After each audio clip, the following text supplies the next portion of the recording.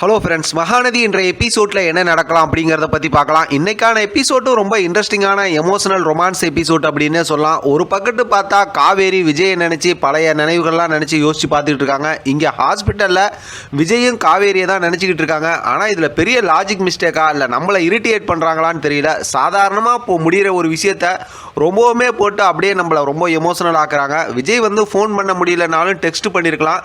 காவேரி அதே மாதிரி text message பண்ணியிருக்கலாம், ஃபோன் பண்ணியிருக்கலாம். ரெண்டு பேருமே ஒருத்தர் அவங்க பண்ணுவாங்கன்னு பார்க்குறாங்க. ஒரு கட்டத்தில் ரெண்டு பேரும் ஃபோன் பண்ணுறாங்க.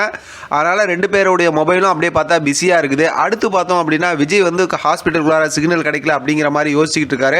கடைசியில் அங்கே இருக்கவங்கள்ட்ட சொல்லிட்டு கிளம்புறாரு. நீங்கள் பார்த்துங்க, எல்லாம் அரேஞ்ச் பண்ணியாச்சு, நான் வீட்டுக்கு கிளம்புறாரு. வெளியில் போய்கிட்டு இருக்கும்போது பார்த்தா இங்கே மறுபடியும் வெண்ணிலாவுக்கு ஃபிக்ஸ் வந்துடுது. அதனால் மறுபடியும் கூப்பிட்றாங்க. போய் என்னன்னு சொல்லி பார்க்குறாரு. ரொம்பவுமே பயந்து போகிறாரு. அதுக்கப்புறம் பார்த்தா ட்ரீட்மெண்ட் நடக்குது.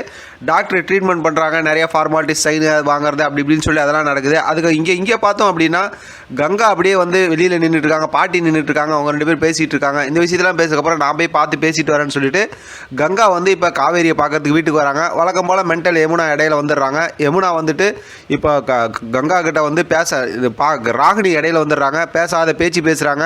இருந்தாலும் ராகினிக்கு கொடுக்க வேண்டிய பதிலெலாம் கரெக்டாக கங்கா கொடுத்துட்டு அங்கேருந்து கிளம்பிடுறாங்க. போய் பார்த்தா மாடியில் காவேரி உட்காந்துருக்காங்க. காவேரிகிட்ட பேசுகிறாங்க.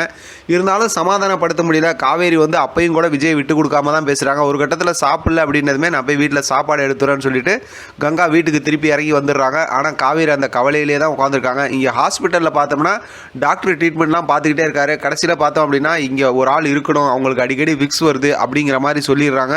அதனால் விஜயால் காவேரிக்கு ஃபோன் பண்ணவும் முடியல. அங்கே ஒரு சுச்சுவேஷன் அந்த மாதிரி காட்டி அப்படியே லாக் பண்ணுறாங்க.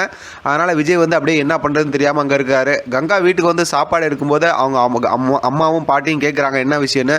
இல்லை ஒன்றும் இல்லை, அவர் வந்துட்டார், நான் சாப்பாடு எடுத்து வர சொன்னாங்க, அதனால தான் போகிறேங்கிற மாதிரி ஒரு மாதிரி சொல்லி சமாளிச்சிடுறாங்க. ஏன்னா காவேரி அப்படி தான் சொல்லியிருந்தாங்க. இவங்க சாப்பாடு எடுத்து வெளியில் போகும்போது பார்த்தோம்னா குமரன் கரெக்டாக பிடிச்சிக்கிறாரு. குமரன் பிடிச்சி கேட்கும்போது இப்போ கங்காவால் ஒன்றும் சொல்ல முடியல, உண்மையை சொல்லிடுறாங்க.